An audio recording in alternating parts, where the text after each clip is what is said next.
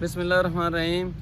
University of Sahiwal के लिए आज हम पौधों का ये जो लोडर है ये भर के ये वहाँ पर भेज रहे हैं। हमारी कोशिश ये है कि हमारे जितने अदारे हैं वो सारे सरसब्ज़ और शादाब हों, वहाँ का एनवायरनमेंट इतना अच्छा हो कि कोई भी वहाँ पर जाए तो वो उस एनवायरनमेंट के गीत गाने लगे।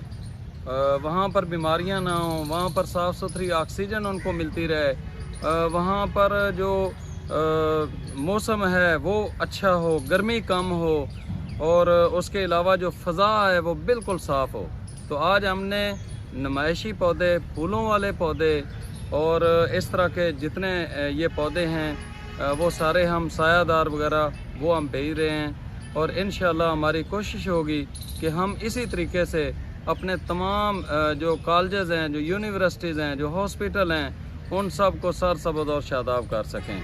तो आएँ पाकिस्तान को सरसब्ज़ और शादाब करें, हम अपने प्यारे मुल्क पाकिस्तान को इतना ग्रीन कर दें कि हमारा जो क्लाइमेट चेंज का जो मसला है वो हल हो सके और आने वाली जो हमारी नस्ल है वो सेहतमंद ज़िंदगी गुजार सके।